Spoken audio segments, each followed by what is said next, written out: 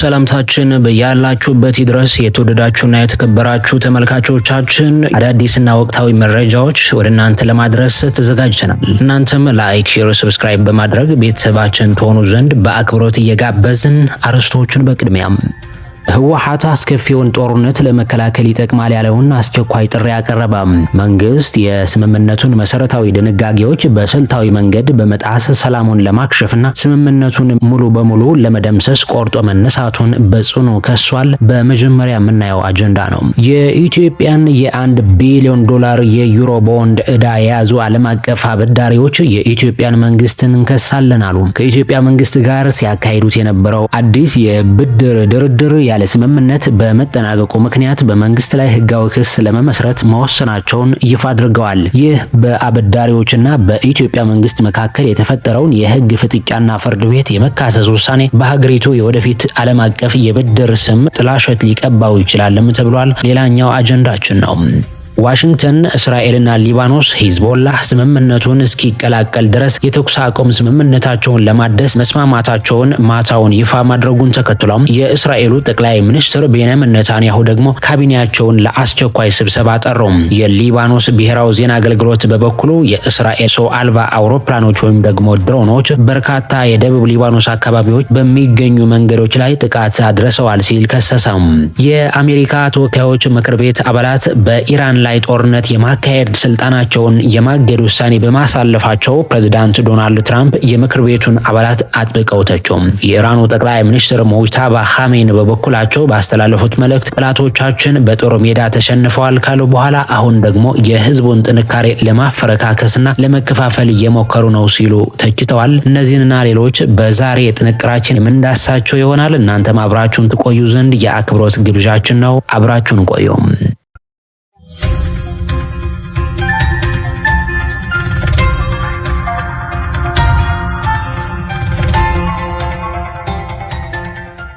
በቅድሚያም የኢትዮጵያ የ1 ቢሊዮን ዶላር ዩሮ ቦንድ ዕዳ የያዙ ዓለም አቀፍ አበዳሪዎች የኢትዮጵያ መንግስት እንከሳለን አሉ። ከኢትዮጵያ መንግስት ጋር ሲያካሂዱት የነበረውን አዲስ የብድር ሽግሽግ ድርድር ያለ ስምምነት በመጠናቀቁ ምክንያት በመንግስት ላይ ህጋዊ ክስ ለመመስረት መወሰናቸውን ይፋ አድርገዋል። ይህ በአበዳሪዎችና በኢትዮጵያ መንግስት መካከል የተፈጠረውን የህግ ፍጥጫና ፍርድ ቤት የመካሰስ ውሳኔ በሀገሪቱ የወደፊት ዓለም አቀፍ የብድር ስምምነት ጥላሸት ሊቀባው ይችላል ተብሏል። የአበዳሪዎች ኮሚቴ ባወጣው መግለጫ መሰረት የኢትዮጵያ መንግስት በቅርቡ ያቀረበውን አዲስ የብድር ማሻሻያ አማራጭ ሙሉ በሙሉ ውድቅ ያደረጉት ሲሆን የተሻለና አዋጭ እንዲሁም አማራጭ ከቀረበ ግን አሁንም ለውይይት ክፍት መሆናቸውን ገልጸዋል። ይሁን እንጂ የተወሰኑ የአበዳሪ ቡድን አባላትን የሚወክል አካል መብቱን ለማስከበር ጉዳይን ወደ ዩናይትድ ኪንግደም ፍርድ ቤት በመውሰድ ይፋዊ ክስ ለመመስረት መወሰኑን በማረጋገጥ ከዚህ ቀደም በሚያዝያ ወር ላይ የተሰጠውን የቅድመ ክስ ማስጠንቀቂያ ወደ ተግባር ለመቀየር ተገደዋል። ኢትዮጵያ በ2023 ማጠናቀቂያ ላይ በዓለም አቀፉ የፋይናንስ ገበያ የዩሮ ቦንድ ወለድ ክፍያ ባለመፈጸሟ ምክንያት ዕዳዋን መክፈል ያልቻለች ሀገር ተብላ መመዝገቧ ይታወሳል። እዚያን ጊዜ ጀምሮ ሀገሪቱን ከአንቀሳቃሾችና ከአበዳሪዎች ጋር በተደጋጋሚ ስትደራደር የቆየች ቢሆንም ባለፈው ሳምንት የቀረበው የተሻሻለውን የዕዳ ሽግሽግ የውሳኔ ሀሳብ በአበዳሪዎች ዘንድ ተቀባይነት ሳያገኝ ቀርቷል። ኮሚቴው የመንግስት አዲሱ የውሳኔ ሀሳብ ወደ ስምምነት የሚያመራ አዋጭ መፍትሄ አልያዘም በሚል ሲተች፣ የኢትዮጵያ ገንዘብ ሚኒስቴር በበኩሉ ባለፈው ሳምንት በሰጠው ይፋው ማብራሪያ ከግንቦት መጀመሪያ ጀምሮ ከአበዳሪዎች ኮሚቴ ጋር የተደረገው የተገደበ የድርድር ወቅት ያለ ስምምነት በመጠናቀቁ ለጊዜው መቋረጡን አስታውሷል። ይህ የአዲስ የድርድር ምዕራፍ የተጀመረው ቀደም ሲል በኢትዮጵያና በአበዳሪዎች መካከል በጥር ወር ላይ ተደርሶ የነበረውን የመጀመሪያ ደረጃ ስምምነት በፈረንሳይና በቻይና በሚመራው የሁለትዮሽ ይፋዊ አበዳሪዎች ኮሚቴ ውድቅ መደረጉን ተከትሎ እንደነበር ሚኒስትሩ ገልጸዋል። በወቅቱ ጥር ላይ የተደረገውን ስምምነት ውድቅ ሊሆን የቻለው በሀገሪቱ ወደፊት ማክሮ ኢኮኖሚ እድገት ላይ ተመስርቶ ተጨማሪ ክፍያዎችን የሚፈቅደው የእሴት መገገሚያ መሳሪያ ወይ ደግሞ ቫልዩ ሪከቨሪ ኢንስትሩመንት የተባለው አሰራር ሁሉንም አበዳሪዎች በእኩል የመመልከትና የማስተናገድ መርህን ይጥሳል በሚል የሁለትዮሽ አበዳሪዎች ተቃውሞ ስለገጠመው ነው።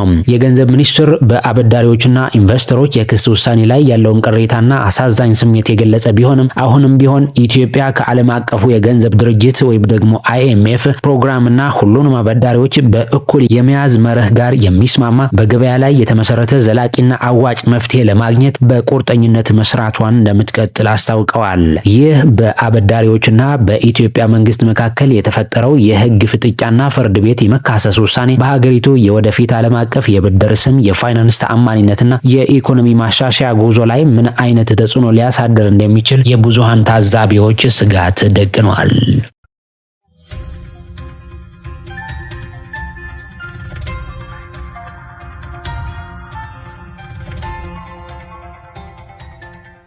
ህወሓት አስከፊውን ጦርነት ለመከላከል ይጠቅማል ያለውን አስቸኳይ ጥሪ አቀረበም። መንግስት የስምምነቱን መሰረታዊ ድንጋጌዎች በስልታዊ መንገድ በመጣስ ሰላሙን ለማክሸፍና ስምምነቱን ሙሉ በሙሉ ለመደምሰስ ቆርጦ መነሳቱን በጽኑ ከሷል። ህዝባዊ ወያነ ሓርነት ትግራይ ህወሓት ለዓለም አቀፉ ዲፕሎማቲክ ልዑካን በላከውና የማይቀረውንና አስከፊውን ጦርነት ለመከላከል የቀረበ አስቸኳይ ጥሪ በሚል ርዕስ ባወጣው ይፋው መግለጫ በ2015 ዓ.ም የተፈረመው የፕሪቶሪያ ሰላም ስምምነት ሙሉ በሙሉ መፍረሱን አስታውቋል። ግንባሩ በዚህ ይፋው ሰነዱ ላይ የኢትዮጵያ ፌዴራል መንግስት የስምምነቱን መሰረታዊ ድንጋጌዎች በስልታዊ መንገድ በመጣስ ሰላሙን ለማክሸፍና ስምምነቱን ሙሉ በሙሉ ለመደምሰስ ቆርጦ መነሳቱን በጽኑ ከሷል።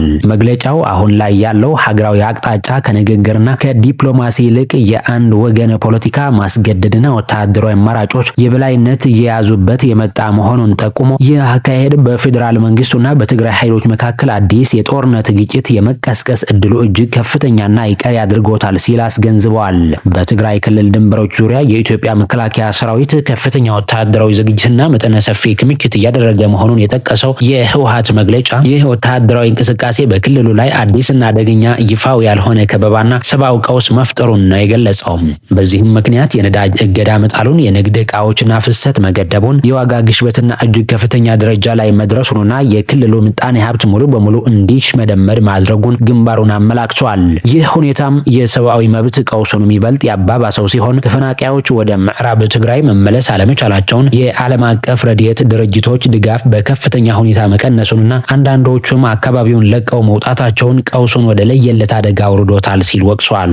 የጦርነቱ ስጋት በትግራይ ክልል ብቻ የተገደበ አለመሆኑንና ሀገሪቱ በአሁኑ ወቅትም በከፊል ጦርነት ውስጥ እንደምትገኝ የሚያስረዳው ይህ መግለጫ የፌዴራል መንግስት በአማራና በኦሮሚያ ክልሎች ውስጥ የድሮን ጥቃቶችና የምድር ላይ ወታደራዊ ኦፕሬሽኖችን በስፋት እያካሄደ እንደሚገኝ፣ በዚህም የንጹሃን ዜጎች ህይወት በየቀኑ እየጠፋ መሆኑን ጠቅሟል።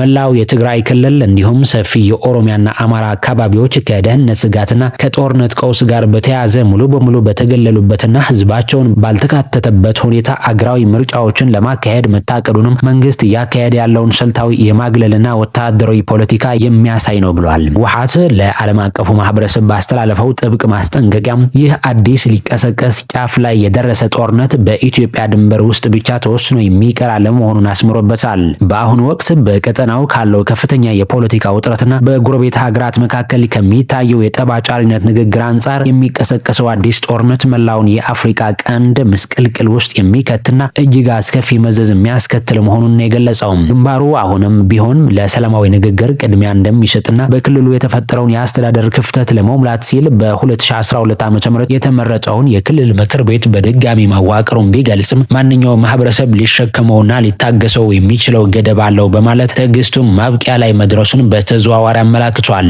በማጠቃለያው ላይ ዓለም አቀፉ ማህበረሰብ አሁን ባለው ወሳኝና ታሪካዊ ወቅት ላይ ዝምታን መምረጡ እንደ ገለልተኝነት ሊቆጠር እንደማይችልና ይህ ዝምታ በንጹሃን እልቂት ላይ እንደ መተባበር የሚቆጠር በመሆኑ እንዲታሰብበት አስገንዝበዋል። ዓለም አቀፉ ማህበረሰብ አሁኑኑ ጣልቃ በመግባት ኃላፊነቱን የማይወጣ ከሆነ ሀገሪቱ ወደ ሙሉ ዘመቻ ጦርነት መመለሷን እንደማይቀር ግንባሩ አሳስበዋል። ጦርነቱ አሁንም ቢሆን ማስቀረት የሚቻለው ግን ዓለም አቀፉ ተቋማትና ዲፕሎማቶች በአስቸኳይ በጽናትና በመርህ ላይ የተመሰረተ ጣልቃ ገብተው ግፊታቸውን ሲያጠናክሩ ብቻ መሆኑን ጥሪውን ደምድመዋል።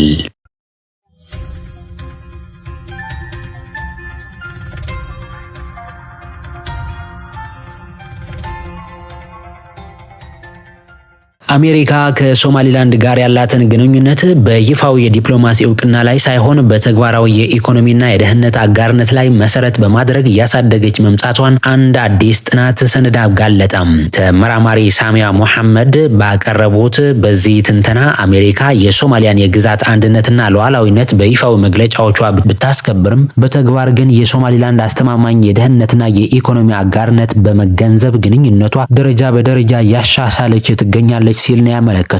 ይህ የፖሊሲ ለውጥ ድንገተኛ ወይም አብዮታዊ ሳይሆን የሶማሊላንድ መረጋጋት፣ የአስተዳደር አቅምና ስትራቴጂካዊ መልክዓ ምድር ግምት ውስጥ ያስገባ ቀስ በቀስ የሚደረግ የፖሊሲ ማስተካከያ መሆኑን የጠቀሰው በተለይም የበርበራ ወደብ በአካባቢው ካለው መጨናነቅ የሚታይባቸው ወደቦች እንደ አማራጭ ሆኖ ማገልገል መቻሉንና ለንግድ ትራንስፖርት ያለውን ከፍተኛ ጠቀሜታ በአሜሪካ መንግስት በኩል መልካም እይታን አትርፎለታል። ሆኖም ይህ አካሄድ በሞቃዲሾ የሚገኘው የሶማሊያ ፌዴራላዊ መንግስት ጋር ውጥረት ላለመፍጠር ሲባል ሙሉ የዲፕሎማሲ እውቅና ከመስጠት ይልቅ በጥንቃቄ የተመጠነ የመካከለኛ መንገድ ስትራቴጂን እንዲከተል ነው ያደረገው። ጥናቱ እንደሚያብራራው በዘመናዊው የዓለም አቀፍ ግንኙነት አገራት አጋሮቻቸውን የሚመዝኑት በይፋው የዲፕሎማሲ ማዕረጋቸውን ብቻ ሳይሆን በተግባራዊ ብቃታቸውን፣ አስተማማኝነታቸውና አገልግሎት ሰጪነታቸው ሆኖም በዚህ ረገድ ሶማሊላንድ መረጋጋትን በማስፈን የጸረ ሽብር ግቦችን በመደገፍና ኢኮኖሚያዊ እንቅስቃሴዎችን በማቀላጠፍ ያሳየችውን አንጻራዊ ስኬት ለአሜሪካ ተመራጭና ጠቃሚ ተግባራት አጋር እንድትሆን አስችሏታል። ይህ ማለት የፖለቲካው ሉዓላዊነት ጥያቄ ሙሉ በሙሉ ተመልሷል ማለት ሳይሆን መሬት ላይ ካለው እውነታ ጋር የሚጣመም የፖሊሲ አተገባበር እየታየ መሆኑን ያሳየው። በሌላ በኩል ጥናቱ ለሶማሊላንድ የማስጠንቀቂያ መልእክት አስተላልፏል። ምቹ መልክዓ ምድር ወይም ስትራቴጂካዊ ቦታ መኖር ብቻውን ቀጣይነት ላለው ዓለም አቀፍ ትብብር ዋስትና እንደማይሆንና ይህም ጠንካራ የፖሊሲ የኢኮኖሚና የደህንነት ተቋማዊ አቅም በማጎልበት መታገዝ እንዳለበት ያሳሰበው።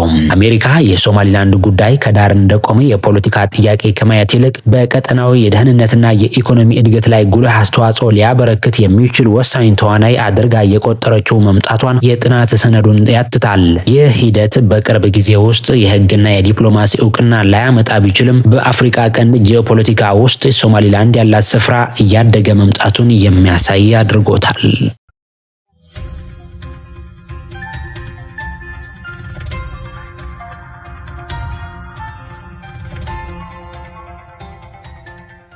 ዋሽንግተን እስራኤልና ሊባኖስ ሂዝቦላህ ስምምነቱን እስኪቀላቀል ድረስ የተኩስ አቁም ስምምነታቸውን ለማደስ መስማማታቸውን ማታውን ይፋ ማድረጉን ተከትሎም የእስራኤሉ ጠቅላይ ሚኒስትር ቤንያሚን ኔታንያሁ ካቢኔያቸው ለአስቸኳይ ስብሰባ ጠሩ። የሊባኖስ ብሔራዊ ዜና አገልግሎት በበኩሉ የእስራኤል ሰው አልባ ድሮኖች በበርካታ የደቡብ ሊባኖስ አካባቢዎች በሚገኙ መንገዶች ላይ ጥቃት አድርሰዋል ሲል ከሰሰ። ኔታንያሁ በቴል አቪቭ በሚገኘው የኺሪያ ዋና መስሪያ ቤት የጸጥታ ካቢኔ ስብሰባ እንደጠሩ አንድ የእስራኤል ባለስልጣን ለታይምስ ኦፍ ኢዝራኤል ገልጸዋል። በደቡብ ሊባኖስ ሂዝቦላ የማይገባባቸው በርካታ የሙከራ የጸጥታ ቀጠናዎች ለማቋቋም ሁለቱ ወገኖች መስማማታቸውን የሚመለከተው የትናንት የምሽቱ የጋራ መግለጫ ላይ ኔታንያሁ እስካሁን በይፋ አስተያየት አልሰጡበትም። ሁለቱ ወገኖች የተኩስ አቁሙ ተግባራዊ የሚሆነው ሁሉም የሂዝቦላ ታጣቂዎች ከሊታኒ ወንዝ በስተጀርባ ካሉ አካባቢዎች ለቀው ሲወጡ ብቻ መሆኑን ቢገልጹም የሂዝቦላ መሪ ናኢም ቃሲም ግን ይህንን ቅድመ ሁኔታ ውድቅ አድርገውታል። አንድ የኢዝራኤል መንግስት ባለስልጣን ስለ ስምምነቱ ዝርዝር ሁኔታ ተጨማሪ መረጃ ከመስጠት ተቆጥበዋል። ሆኖም በእስራኤልና በሊባኖስ መካከል የተኩስ አቁምን በተመለከተ የሚደረጉ ድርድሮች ወደፊት እየተራመዱ ነው። ይህም ሂዝቦላህ ትጥቅ መፍታት እንዳለበትና ደቡብ ሊባኖስ ከጦር መሳሪያ ነፃ ቀጠና መሆን እንዳለበት በሚያምን የጋራ መግባባት ላይ የተመሰረተ መሆኑን የገለጹት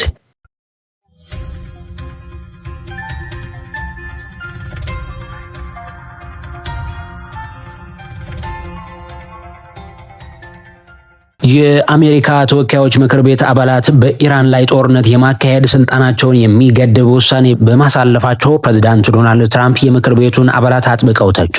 የኢራኑ ጠቅላይ መሪ ሙጅታባ ኻሜኒ በበኩላቸው ባስተላለፉት መልእክት ጠላቶቻችን በጦር ሜዳ ተሸንፈዋል ካሉ በኋላም አሁን ደግሞ የህዝቡን ጥንካሬ ለማፍረክረክና መከፋፈል እየሞከሩ ነው አሉ። ፕሬዝዳንቱ ከኢራን ጋር የሚደረገውን ጦርነት ለማብቃት የሚያስችለውን ድርድር ከመጨረሻ ደረጃ ላይ በደረሰበት ጊዜ የአሜሪካ ህዝብ ተወካዮች ምክር ቤት ጦርነት በማካሄድ ስልጣናቸውን ላይ ገደብ መጣሉን አገር ወዳድነት አይደለም ሲሉ ተናግረዋል። ፕሬዝዳንት ዶናልድ ትራምፕ በትሩዝ ማህበራዊ ሚዲያ ገጻቸው ላይ ውሳኔውን በተመለከተ ባሰፈሩት ዲሞክራቶችና የእነሱ ደግፈው ድምጽ የሰጡ የፓርቲያቸው ሪፐብሊካን የምክር ቤት አባላትን ወቅሰዋል። ከኢራን እስላማዊ ሪፐብሊክ ጋር የሚደረገውን ጦርነት ለማብቃት በመጨረሻው ድርድር መካከል ላይ ያለው የዲሞክራቲክ ፓርቲ አባላት የምክር ቤት እንደራሴዎች ጦርነት የማካሄድ ስልጣንን የሚገድብ ትርጉም የለሽ ውሳኔ አሳልፈዋል ብለዋል። ድርድሩ ከምን ደረጃ ላይ እንዳለ እያወቁ እንዴት እንዲህ ያለ ከአርበኝነት የራቀ ውሳኔ ይሰጣሉ ሲሉ በተወካዮች ምክር ቤት አባላት ውሳኔ ደስተኛ አለመሆናቸውን ነው የገለጹ። የኢራን ጦርነት ከተጀመረ በኋላ የትራምፕ ጦርነት የማካሄድ ስልጣን ለመገደብ በተደጋጋሚ ድምጽ ቢሰጥም ተቀባይነት ሳያገኝ ቀርቶ ነበር። አሁን ግን አብዛኞቹ ሪፐብሊካኖች ውሳኔውን ቢቃወሙትም በአብላጫ ድምጽ አልፈዋል። የኢራኑ ጠቅላይ መሪ ሙጅተባ ኻሜኒ በበኩላቸው ጠላቶቻችን በጦር ሜዳ ተሸንፈዋል ካሉ በኋላ አሁን ደግሞ የህዝቡን ጥንካሬ ለማፍረክረክና ለመበታተን እየሞከሩ ነው አሉ። ኻሜኒ ኢራናውያን ሀገሪቱ በተጋፈጠችው ስጋት ፊት በብሔራዊ አንድነት እንዲያሳዩ ጥሪ አስተላልፈው በህዝብ መካከል ተስፋ መቁረጥን ወይንም መከፋፈልን መፍጠር ጠላት መርዳት ነው ሲሉ አስተሳስበዋል። ተመልካቾች ለዛሬ ያዝናቸውን መረጃዎች እነዚህ ነበሩ። በቀጣይ አዳዲስ መረጃዎችን ይዘን እስከምንገናኝ ላይክ፣ ሼር፣ ሰብስክራይብ በማድረግ ደግሞ ቤተሰብ እንድትሆኑ እንጋብዛለን። በያላችሁበት ሰላም